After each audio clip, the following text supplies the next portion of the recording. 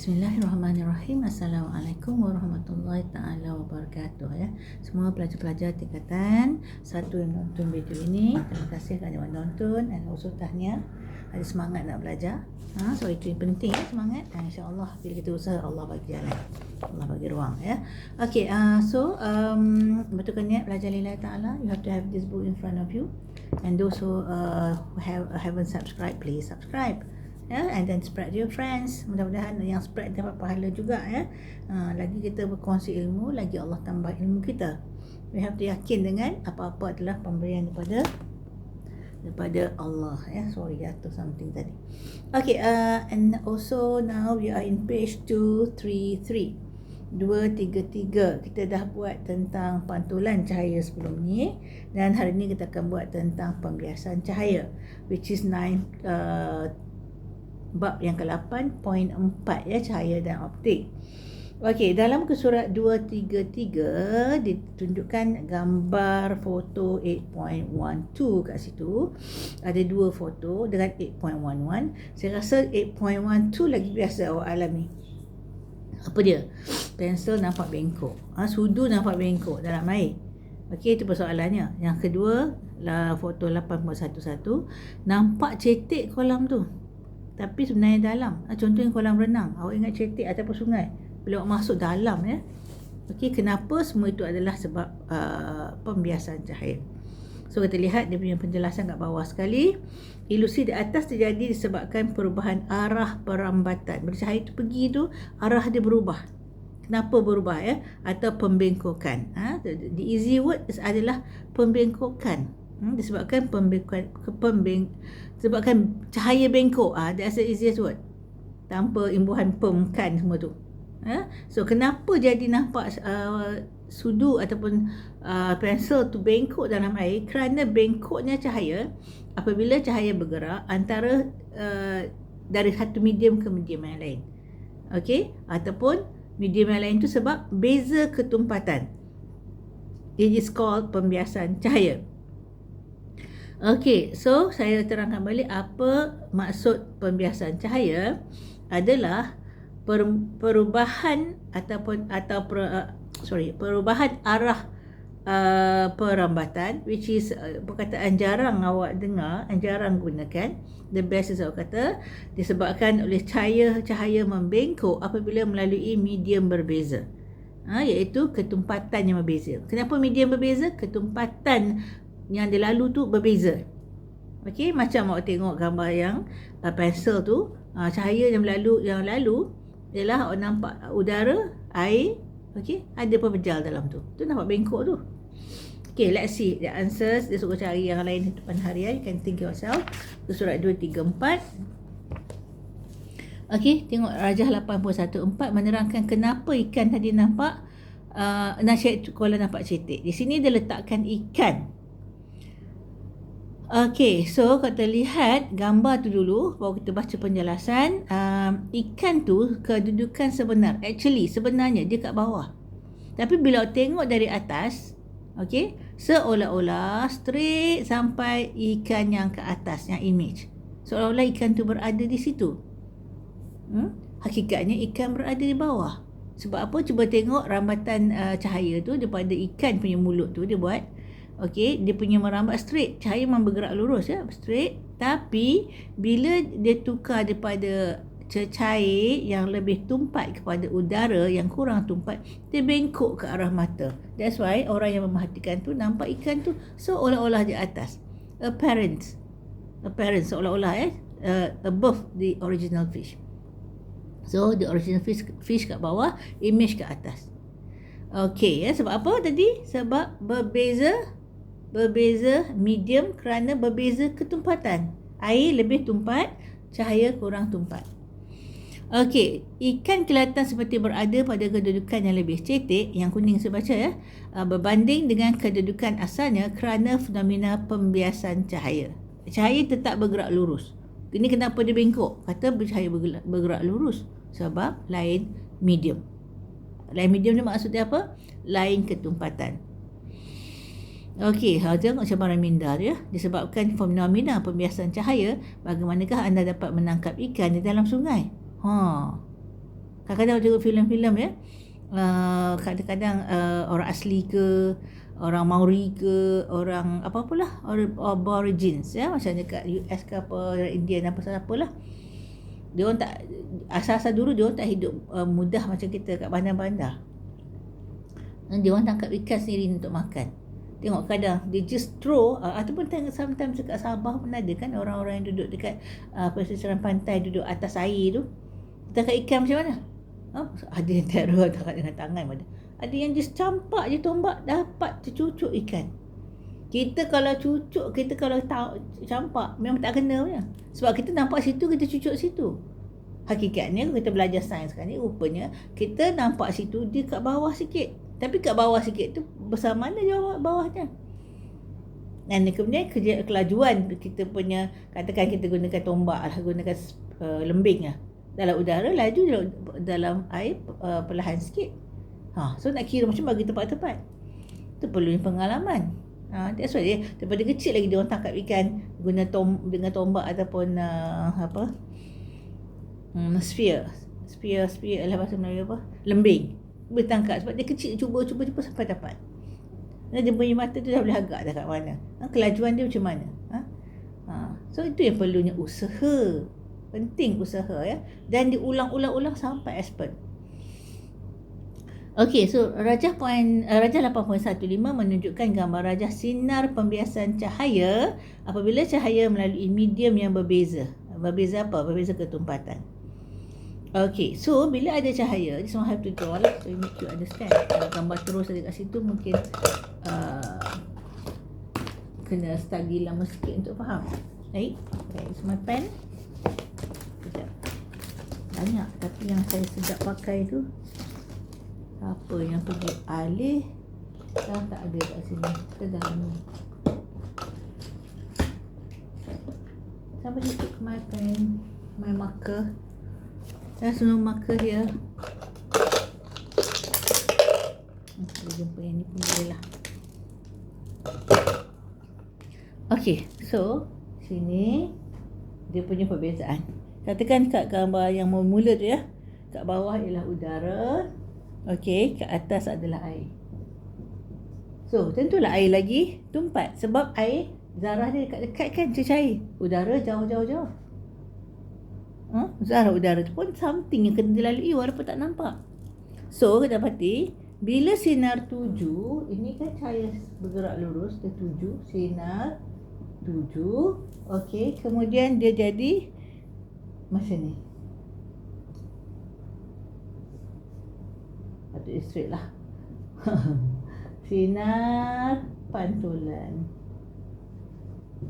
Sinar pantulan. Okey, kenapa jadi macam ni? Cuba tengok ya. So kena ada garis normal. Ini adalah garis normal. Dia panggil garis normal, mesti 90 darjah mesti 90 darjah. 90 darjah. So apabila kita ingat sinar tuju tu, sinar tuju kepada garis normal. Ini adalah sudut tuju. Ini sudut dia. Okey. So, sudut tuju dia jadi inilah tak apalah sikit. Okey, bandingkan sudut tuju ini dengan sudut pantulan. Mana besar? Pantulan besar. Sebab ini air. Bila air, antara masuk air kepada udara. Katakan awak dalam air, tengah berlari dekat tepi pantai. Kalau ada air tu senang tak lari? Susah kan? Berbanding dengan bila sampai pantai lari, lagi laju. Betul tak? So, air tu lebih tumpat banding udara. Sebab atas pantai tu udara. So, susah kepada senang makin jauh. So, makin jauh makin besar. Nampak ni? Susah kepada tadi cakap tentang air, pantai. Okey, terbalikkanlah. Okey, ini adalah awak kat pantai berlari. Senang dia lari kan? Okey, bila masuk air, jadi susah. So, bila senang kepada susah, senang ni dekat, susah jadi jauh. Nampak tu? Okey. Okey, so kita lihat yang pertama, cahaya terbias menjauhi normal. Kalau cepat dari atas ya. menjauhi normal, ini dekat, ini jauh, menjauhi normal. Kerana sinar tuju bergerak dari medium lebih tumpat ke kurang tumpat. Okey, so kita lihat yang belakang, kita lihat yang bawah. Tumpat ke kurang tumpat juga, iaitu air kepada udara. Kita dapati sinar tuju je straight je. Ini laju, ini slow. Ini slow sebab air, ini udara laju.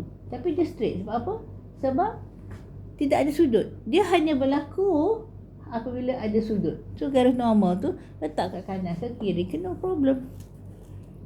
Dia kalau terus dia tak ada pembengkokan. Dia hanya ada pembengkokan kalau dia tengok dari sisi. So cahaya tidak terbias kerana sinar tuju selari dengan normal apabila sinar tuju bergerak dari medium lebih tumpat ke kurang tumpat. Nak buat normal di mana-mana boleh, sini boleh, sini boleh, sini boleh, sini boleh, banyak normal. Tapi 90 darjah, so no problem lah.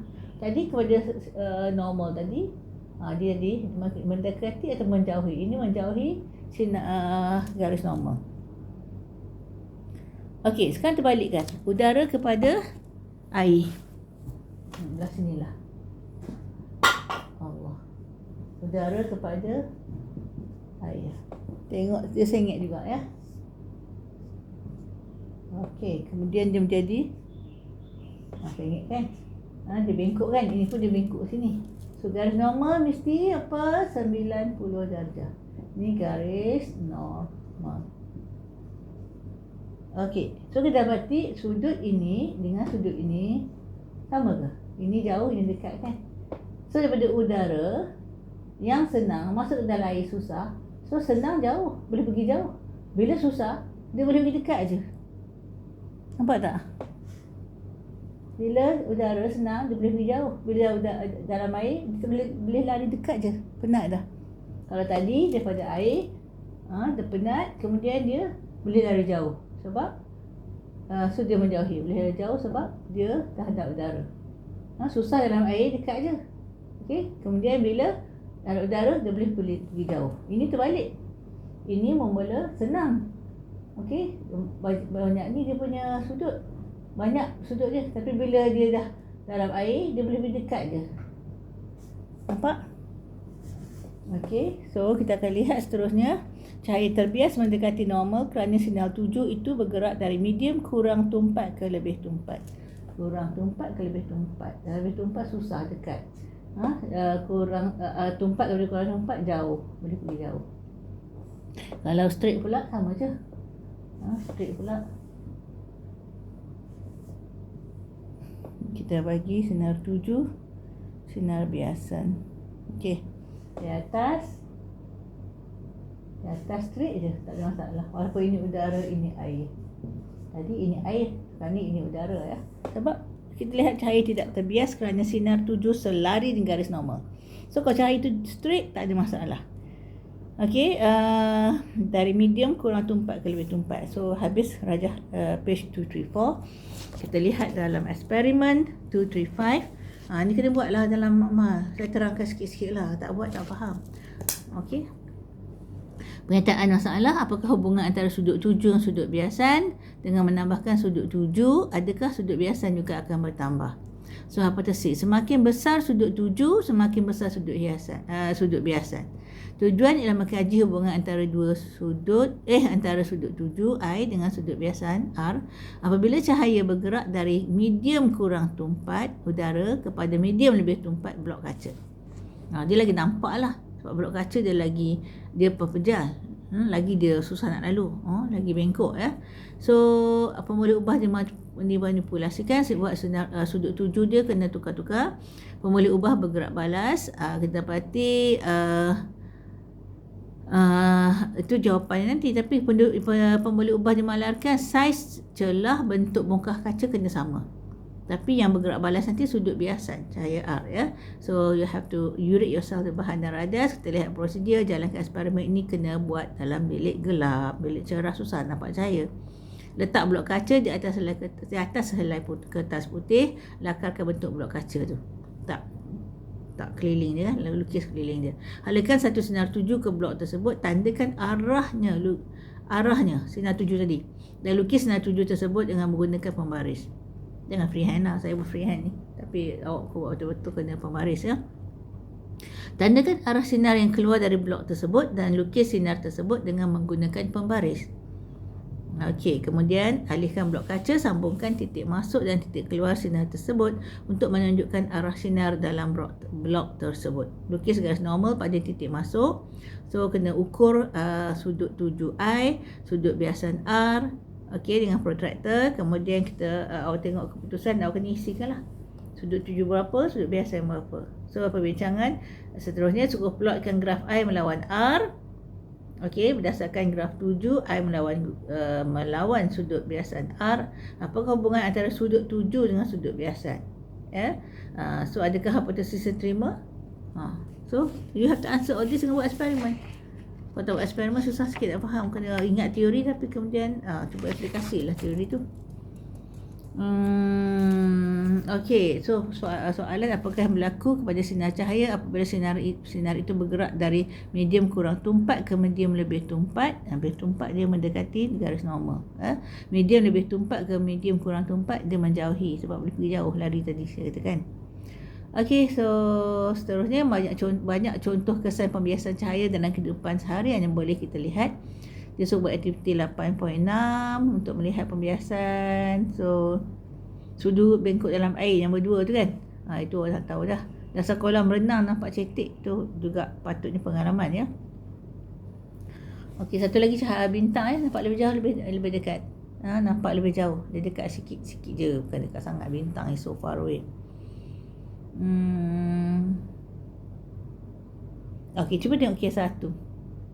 Mengapakah dasar kolam renang dan yang dalam kelihatan cetek? Kerana pembiasan cahaya lah. Untuk 2, kes 1 cuba tengok. Dia bagi, dia suruh tanya mana medium tumpat, kurang tumpat. So kalau tengok pertama, sinar 7 daripada B kan.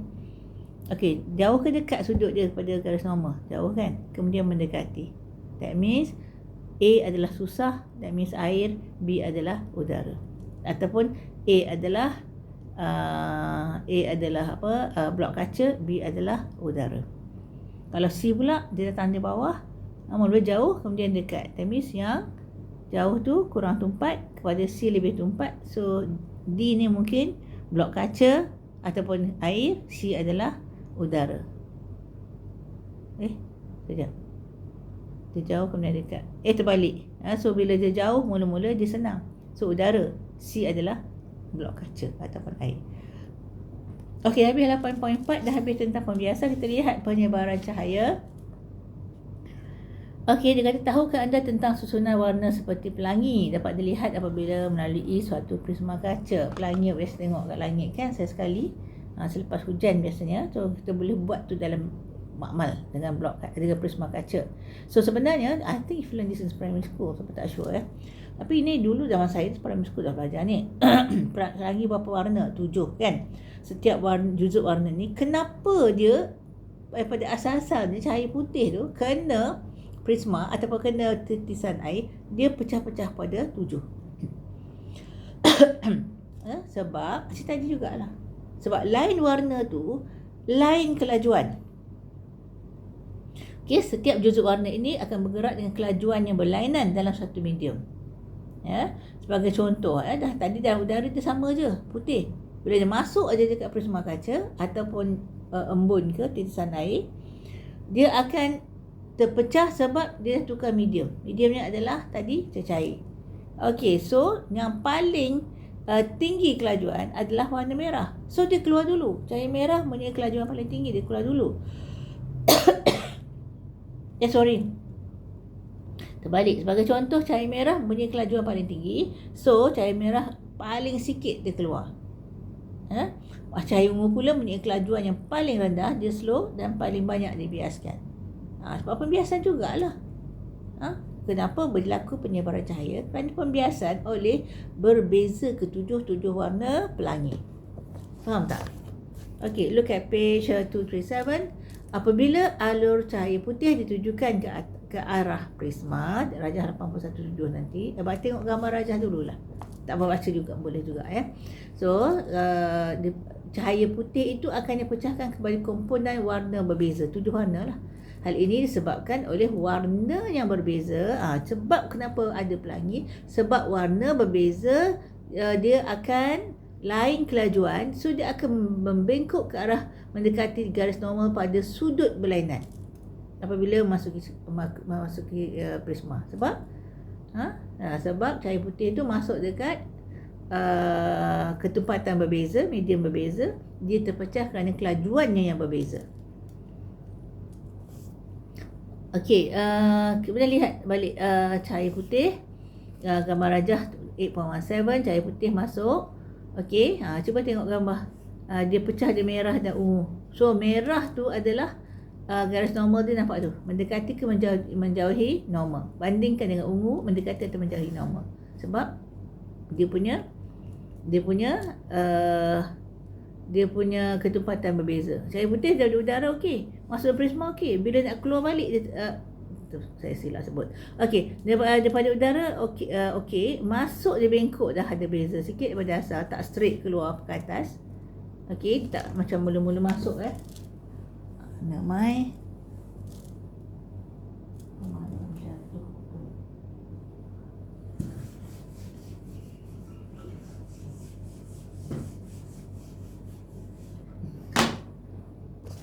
okey, dia macam ni kan, cahaya putih kan, cahaya putih. Kalau dia kalau dia sama, patutnya straight je, cahaya bergerak lurus. Tapi sebab kita dapati masuk kat situ disebabkan oleh, patutnya buat tu sikit, sengit sikit. Okey, patutnya straight je macam ni kalau patut dia udara. Tapi because kaca ni dia tak macam ni, ada garis normal, so menyebabkan dia jadi naik ke atas sikit atas sikit. Kemudian kita dapati sampai sini ada garis normal pula, so ada beza. Nampak tak? Okey, so kita lihat spektrum nama dia kan, spektrum ya, merah, kalau saya dulu zaman saya sekolah rendah, violet ya, violet, indigo dan seterusnya lah. Kalau awak kadang-kadang saya dengar Michael Jackson di India Utara lah, macam-macam lah, lain-lain kan. Asalkan hafal lah warna apa dulu. Okey, cahaya yang keluar daripada prisma kaca menjauhi garis normal. Cahaya yang keluar dari prisma telah disebarkan kepada 7 warna dalam tertib susunan tertentu yang dikenal sebagai spektrum. Spektrum cahaya putih terdiri daripada warna merah, jingga, kuning, hijau, biru, indigo dan ungu yang saya sebut tadi. Setengah orang dah hafal dengan Michael Jackson. M for merah, Jackson, jingga. Kuning, adalah kuning. Itulah, saya pun tak hafal bahasa Melayu. Okey, look at cabaran minda. Apakah yang akan terjadi jika prisma kedua diletakkan terbalik di belakang prisma pertama? Letak another one sini. Ni dah ada, tak second one. One, patut sama dia ni. Saya lukis ada. Okey, so dia akan gabung balik, keluar balik putih, cahaya putih. Sebab mula dia dah terbias, kemudian terbias, dia akan gabung balik. Okey, so kita lihat rajah 8.18, pembentukan pelangi apabila sinar matahari mengenai titisan air hujan di langit. That's what berlaku selepas hujan. Kalau panas, kering seharian tak ada, maka cahaya putih akan dibiaskan dan disebarkan kepada 7 warna yang berlainan yang dikenali sebagai pelangi. Cantik ya ciptaan Allah pelangi. Tapi benci sangat bila kumpulan LGBT gunakan pelangi itu sebagai dia punya simbol. Dia perasan dia hebat sangat. Dia LGBT, dia rasa dia hebat sangat. Kumpulan makhluk yang Allah kutuk, Allah laknat. Sebab apa? Sebab mereka menukar apa yang Allah cipta. Allah jadikan dia lelaki, tak ada perempuan pula dah. Yang perempuan ada lelaki pula dah. Kalau semua orang ada lelaki, apa jadi? Ada keturunan? Matilah. Semua orang ada perempuan? Boleh? Tak boleh. Matilah semua. Tak ada keturunan, pupus lah. Kalau satu jenis. Allah buat kena ada 2 berpasangan, Allah kata. So, page 238, kita lihat aktiviti 8.7. Tujuan mengkaji penyebaran cahaya melalui prisma kaca dan pembentukan pelangi. So, you read yourself the bahan radas, arahan. Kita lihat dulu rajah 8.7, letakkan kotak sinar. Mesti dalam gelap ya. Cahaya putih, lalu kat prisma ada skrin putih belah kanan. Dia suruh lakukan aktiviti dalam gelap. Tujukan alur cahaya yang sempit dari kotak. Alur cahaya kan sempit lah, janganlah besar tak nampak lah pula. Kita halus kuat ya. ke kotak sinar ke arah prisma kaca. Putarkan prisma kaca secara perlahan sehingga satu spektrum warna yang tajam terbentuk pada skrin putih. So you have to kenal pasti warna-warna yang terhasil dari spektrum tersebut. Perhatikan tertib susunan warna yang kelihatan pada skrin putih. So rekodkan pemerhatian. Okey, itu satu teknik guna prisma kaca. Teknik kedua, isi air ke dalam sebuah besen sehingga separuh penuh. Masukkan sekeping cermin. Cermin tu bukan pantulkan balik ke dalam air dengan keadaan condong pada sisi besen. Dekatkan cermin itu dengan pita selofin. Buat satu lubang kecil di tengah-tengah cardboard hitam. Okey, kemudian lekatkan cardboard hitam itu pada bahagian hadapan lampu suluh dengan pita selofin. Kalau tak guna kotak sinar lah, torchlight pun boleh. Okey, sekarang ni guna awak punya handphone pun saya silap boleh, saya tak pernah try. Sebab awak punya torchlight ada kat handphone kan ni kan. Pita selofin, tujukan lampu suluh ke arah cermin itu dan pegang sekeping kertas putih di tepi cermin. Laraskan tujukan lampu suluh sehingga anda dapat melihat pelangi. So kertas sudah okey, adjustkan lampu suluh. Tadi kita adjust yang kotak sinar, kita adjust skrin putih. Okey, so nombor 1 senaraikan mengikut urutan 7 warna. Awak kena hafal je lah. Merah, jingga dan seterusnya. Nyatakan komponen warna terbias paling banyak dan paling sikit dalam fenomena ini. Paling banyak ialah ungu dan paling sikit adalah merah. Kaitkan fenomena ini dengan kelajuan setiap komponen warna tersebut. So mana paling laju? Paling laju adalah merah, paling perlahan adalah ungu. Okey, kita ambil 8.5, kita masuk 8.6, penyerakan cahaya. So kita lihat kadang-kadang dia kata mengapa langit kita ada masa-masa warna biru pada waktu tengah hari dan matahari kelihatan merah pada waktu senja. Itu memang kita biasa tengok kan. Dia kalau hitam langit tu nak hujan lah. Jangan sampai hitam semua tu dah kabut, takutlah. Kita takut lah dah kabut semua tu dah tanda kiamat tu, hitam semua. Siang-siang lah, malam memang hitam. Dan petang-petang ke apa warna merah. Mega merah kan, kita tengok bila mega merah dah maghrib dah. So fenomena penyerakan cahaya, gambar foto 8.13, kita lihat kedua-dua fenomena ini pun sebenarnya ada penjelasan segi sains. Fenomena semula jadi ini disebabkan oleh penyerakan cahaya. From the word apa? Serak. Dia serak Penyerakan cahaya berlaku apabila sinar cahaya dihalang dan dipantul. So macam dihalang dan pantul. Maksud tadi dia tak halang dia terus masuk, dia berbeza. Okey, dihalang dan dipantulkan ke semua arah oleh awan atau zarah-zarah dalam udara. Itu adalah dia punya penjelasan awal. Okey, so kita lihatlah rajah 8.21, penyerakan cahaya pada waktu tengah hari. Cuba tengok bila cahaya matahari turun pada budak ni, zarah udara, habuk dan debu ada dalam tu, kiri kanan budak tu. Cahaya biru diserak oleh zarah-zarah terapung di udara. So zarah-zarah tu serakkan warna biru. Nampak dalam langit biru tengah hari. So pada waktu tengah hari, cahaya biru diserak paling banyak ke semua arah oleh molekul-molekul udara yang halus dalam atmosfera. Tak nampak apa molekul udara ni. Awak nampak oksigen sekeliling awak? Tak ada. Ada karbon dioksida? Tak ada pada mata kita. Tapi Allah adakan, itu adalah makhluk Allah juga untuk kita gunakan untuk bernafas kalau oksigen. Tak nampak je. Betapa lemah kita. Satu je kata kau pasal lemah. Kalau awak terkencing, awak suruh tahan sampai 10 jam. Larat? Tak tahan. Sampai 2 hari, 3 hari, tak tahan. Sakit perut nak pergi toilet, nak terberak.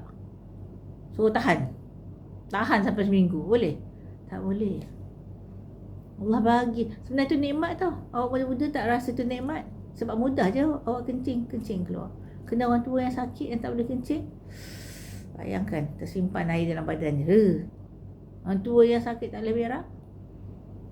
Bersyukur boleh kencing, boleh berak pun nikmat Allah bagi yang awak tak akan sedar. Awak sihat ni adalah nikmat. Bayangkan bila sakit tak nak selera tak ada. So bersyukur. Tapi dalam Quran kata amat sedikit hamba ku bersyukur sikit. Kita lupa nak bersyukur. Nikmat mata tengok ni, nikmat mendengar, nikmat bercakap, semua ni nikmat Allah bagi. Okay, so that's why kita lihat langitlah biru pada tengah hari. Sebab apa tadi? Sebab cahaya apa? Cahaya biru yang diserak. Perkataan dia serak Diserak. English is spread kot. diserak ke semua arah oleh molekul-molekul udara. Okey, so for seterusnya penyerakan cahaya saya akan sambung pada kelas yang akan datang. InsyaAllah. Thank you for watching and also spread to your friends, subscribe kalau belum. So jaga solat ya 5 kali sehari, terutama semualah, tapi syak dengan subuh yang paling susah. Kalau tak buat itu tanda munafik itu. Hati-hati. Takut ya. Kenapa takut munafik? Munafik ni lagi jahat daripada kafir. Dia tahu tapi tak nak buat. Dia akan lagi jauh bawah neraka. Bawah ke atas ke Allah Alam. Saya pun tak tahu. Saya tahu neraka paling teruk.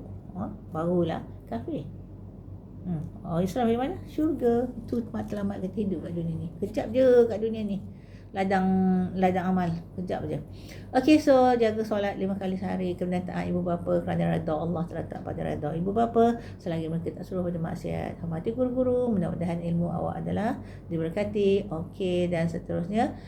Hormati lebih tua, sayangi lebih muda. Semoga hidup awak adalah diberkati. Doakan saya juga. Jangan lupa doa untuk saudara seakidah kita yang jauh di sana.